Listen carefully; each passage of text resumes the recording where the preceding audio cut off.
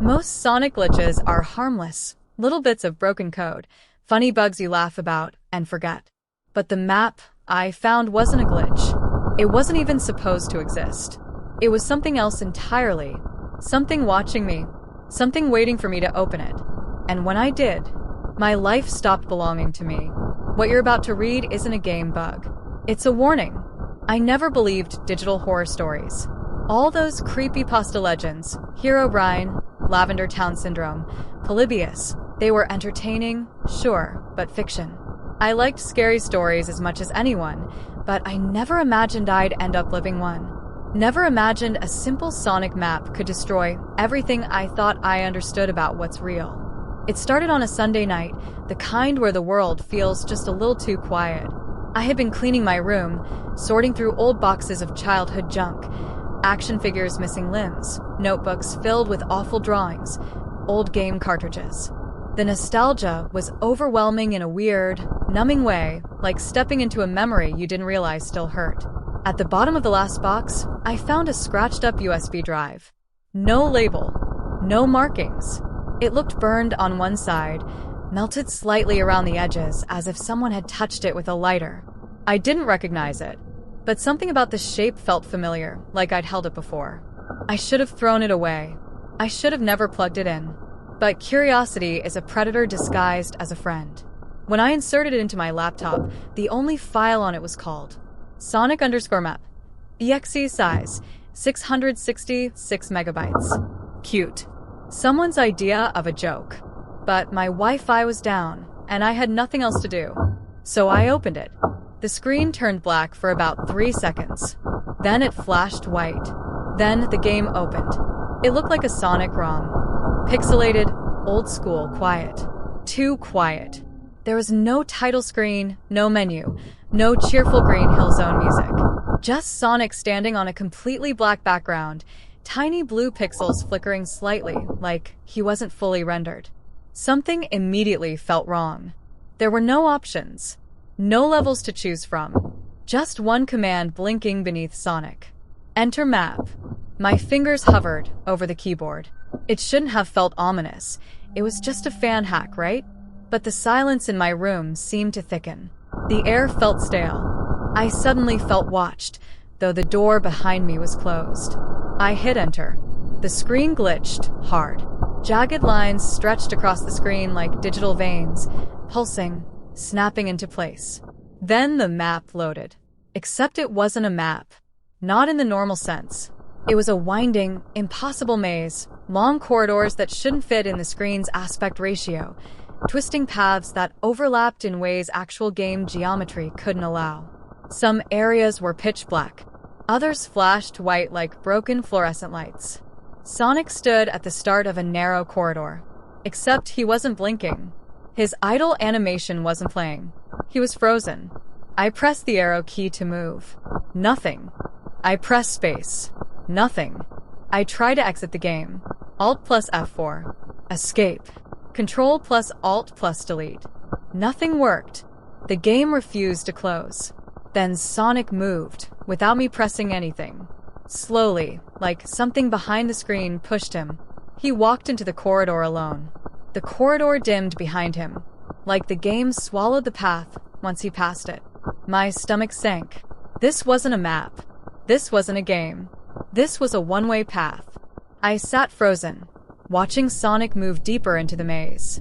The silence became oppressive, like the audio was trying to load but couldn't decide what to play. Occasionally, muffled static pulsed, quiet at first, then louder, then gone. Halfway down the corridor, Sonic stopped. His sprite flickered. Once, twice, then his face changed. No longer cheerful. No longer neutral. His mouth was stretched into a thin, unnatural smile, something you'd expect on a mask, not a character. And his eyes were yellow, not glowing, not stylized, just wrong.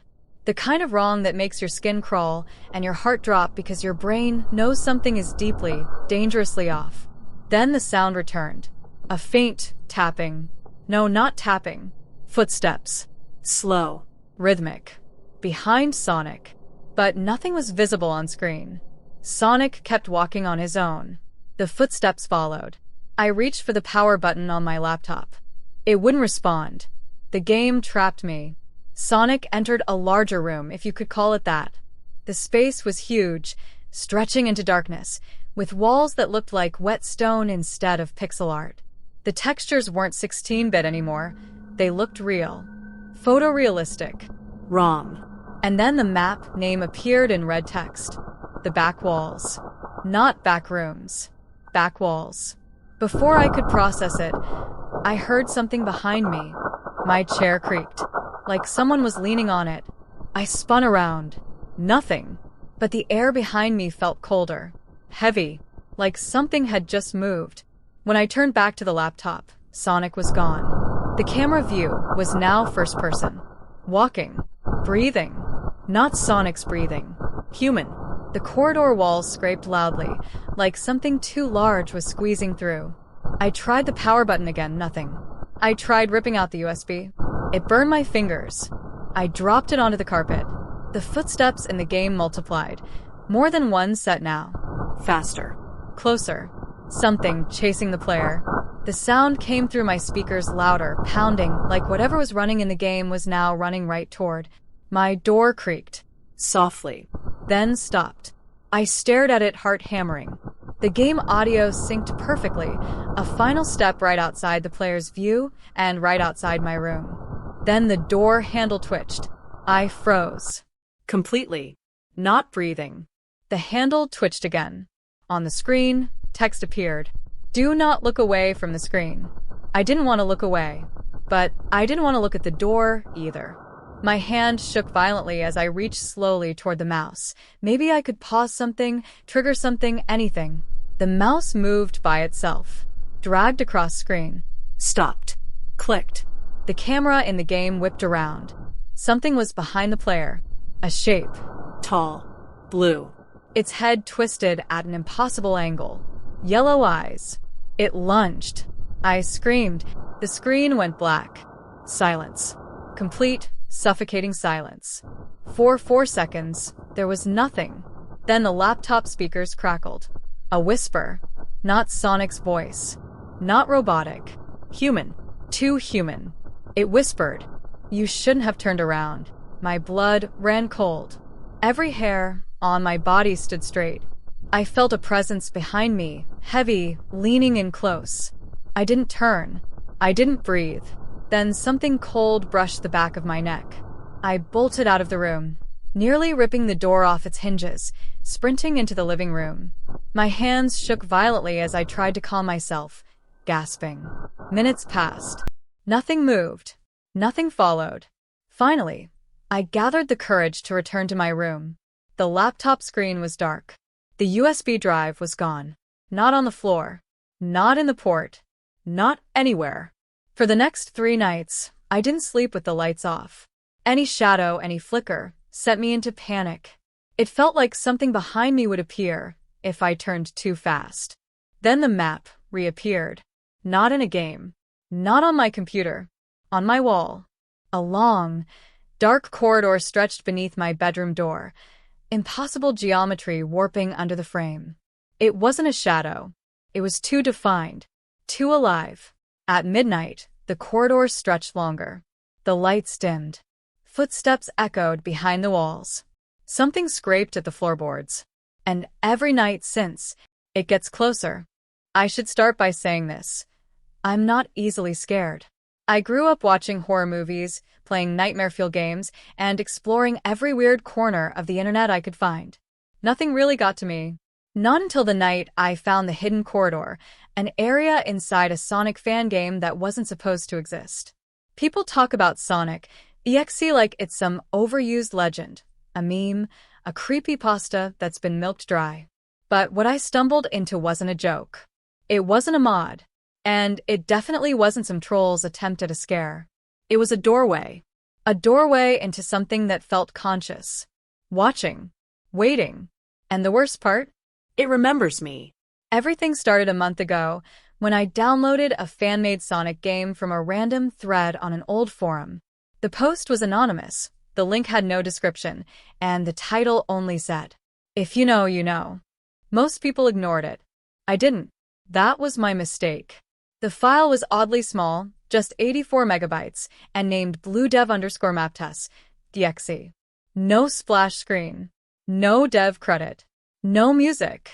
The game launched into what looked like a normal Sonic 2 level, Emerald Hill Zone at sunset. The colors were slightly muted though, like washed-out VHS footage. Sonic stood at the start, but he wasn't smiling. His idle animation was off. Subtle but wrong. His expression looked tired. Or afraid. The background ambience didn't match the game either. Instead of upbeat music, I heard wind. Just wind. Fast, constant, the kind that presses against windows before a storm. I moved forward. Everything worked fine at first, loops, springs, rings, but something felt uncanny. There were no enemies. No monitors. No animals. No checkpoints. Just an empty, dead level stretching too far in one direction. I kept running for what felt like minutes, and the level never ended. Sonic's animation began to glitch slightly the longer I moved, frames skipping, colors flickering like static crawling over him. Then the game froze. I thought it crashed, but after about 5 seconds, the screen faded into black. And a single message appeared. Do you hear it? No sound. Just the text. The game continued by itself, loading me into a completely different environment, dark, metallic, claustrophobic. A familiar but distorted tune played in the background. Not music. Just a warped humming sound, like audio dragged backward across sandpaper. I recognized the tiles immediately. It was Chemical Plant Zone, but the layout was wrong, stretched, crooked, flickering. As if the whole level had been rebuilt by someone who only vaguely remembered what the original looked like. This wasn't normal level design. It felt like a memory. The deeper I went, the more the game resisted. The frame rate dipped. The controls lagged. Sonic's sprite twitched like something was jerking him by invisible strings. Then I reached an area with a massive pit, bottomless, dark, and silent. Right before the edge, Sonic stopped running on his own. His head turned toward the screen. His eyes were wide. And the game forced a message. Don't look down. But the level design left me no choice. I had to jump. The moment Sonic fell, the screen began to flicker violently, frames of something flashing by too fast for my mind to process. Blue. Red. Teeth. Darkness. Static. And something that might have been an eye. The game crashed to desktop. I should have quit right there. But I didn't. Because on my desktop, a new file had appeared. Corridor.wrm. I didn't double-click it. I didn't touch it. But it opened anyway, exactly 10 seconds after the game crashed. It wasn't a game. It wasn't a video. It was a text document. Only one sentence inside it. You're close. Keep going. That was all. No glitching. No jump scare. Just a quiet, confident message from something that knew I'd return. And I did. I launched bluedev_maptest again, and the game didn't load the title screen. Instead, it went straight to the same dark level, except Sonic wasn't there. I was seeing the zone without a player character. As the camera panned forward on its own, the wind audio grew louder, no longer ambient but textured, layered, almost patterned. Something was inside the sound. Something breathing. At the far end of the metallic hallway, there was a door. A simple white rectangle of light. The camera floated closer. A slow, dragging, scraping noise crawled from the speakers. Then the game crashed again. This time my PC froze for real, mouse locked, keyboard unresponsive, fans revving loudly, like the system was choking. The screen went black for a moment before resetting. When it rebooted, another file had appeared on the desktop. Echo.wave. I played it. A whisper. Not words. Just breath. Cold, steady breath. Too close. I removed my headphones immediately. The whisper continued. Without headphones. Like it had seeped out of the speakers. That's when I shut the PC down and decided I was done. But it wasn't done with me. That night, I dreamed of the hallway from the game. Except this time, I was inside it. Bare feet against metal. Air freezing. Light dim and flickering. I could hear something behind me. Dragging. Slow. Awkward. Not walking, pulling itself along. I force myself to look back. I wish I hadn't. At the far end of the corridor, a blue shape twitched in and out of the shadows. White gloves. Red shoes. A familiar silhouette, broken, hunched, had tilted unnaturally to one side. Sonic. But wrong. So very wrong. His eyes. They weren't glowing red like the fan stories. Worse. They were empty, hollow voids that seemed to swallow the dim light around them. He opened his mouth, and rows of tiny, needle-like teeth extended far too deep to belong in something that shape. He whispered, "Keep going." I woke up gasping, drenched in sweat. I didn't sleep again. The next morning, I turned on my PC to delete everything. But bluedev_map test was already running. On its own. No input. No click. No launch. It was just open. This time, the screen showed a level I'd never seen before. A long, straight hallway with flickering white lights. The camera was placed low, almost touching the floor. And Sonic, broken, twisted Sonic, was standing in the distance, barely visible. As I stared, frozen, the text appeared. "You left." That wasn't very fast. The game waited, like it wanted me to respond. I typed on my keyboard, not into a text box, just blindly, and the letters appeared in the game itself. "What do you want?" The answer came instantly. "A witness." Sonic stepped closer. His movements were jittery, like his bones were bending wrong under his own weight. His head twitched violently with every step. I tried closing the window. Alt F4 did nothing. Task Manager wouldn't open. He kept getting closer. Another message appeared. "You open the corridor. Now you walk it." Suddenly, the game window expanded, full screen, then stretched beyond the boundaries of my monitor, as if the edges were melting outward. Then everything pixelated. Not glitched, pixelated, like my vision was turning into the game. The screen went black. Then a final message. "Look behind you." My heart nearly burst. I didn't turn. I couldn't. I sat there, paralyzed, staring at the screen as the message pulsed slowly, invitingly. "Look behind you." I squeezed my eyes shut, counted to 10, and shoved myself out of the chair. When I finally forced myself to look, nothing was there. But the air behind me was cold, and the floor had faint scratch marks leading to my desk. Perfect little lines, like claws. For the next week, the game opened by itself at random times. Sometimes when my PC was off. Sometimes when the monitor was unplugged. Every time it showed the same thing. I never believed sound could haunt a person. Not music, not whispers, and especially not those cheap, overused horror sound effects in creepypastas. But the sound I'm about to tell you about wasn't an effect. It wasn't recorded. It wasn't even inside my speakers. It moved. It changed rooms. It followed me. It crawled under doors. It learned my breathing patterns.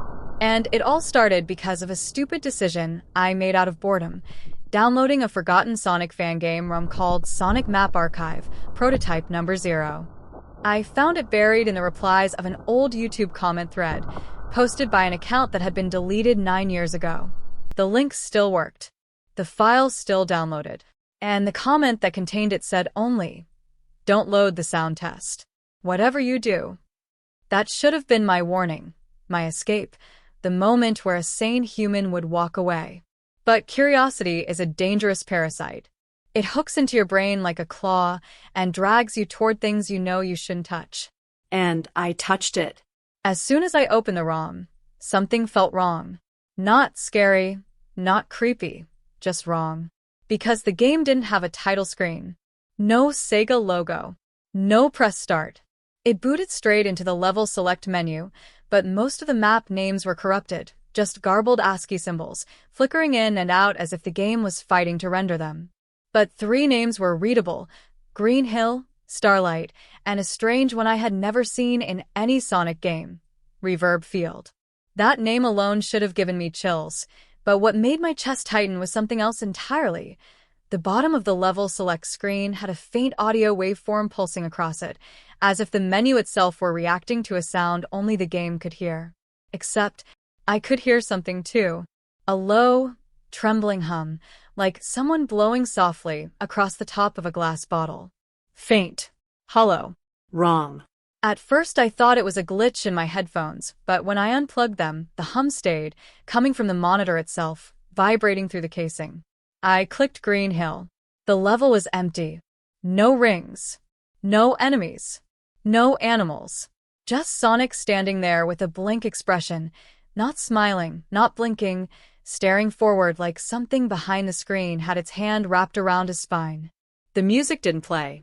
Instead, the hum deepened, slowly, steadily, like something awakening. I moved right. Sonic ran, but his running animation was slower than usual, like he was forcing his legs through mud. The sky was sickly pale. The trees flickered at the edges as though they were being erased and redrawn over and over again. And then the screen shook once, hard, and the game froze. The sound cut out completely. Silence filled the room, and for a moment, I swore I could hear my heart thumping in my ears. Then a message appeared on the screen. Load the sound test. I stared at it, confused, remembering the YouTube warning. My instinct said no. My curiosity said yes. And a third, quieter part of me, something primal, whispered to turn off the PC and walk away. I should have listened, but instead I pressed start. The menu glitched instantly. The numbers in the sound test menu weren't numbers. They were timestamps.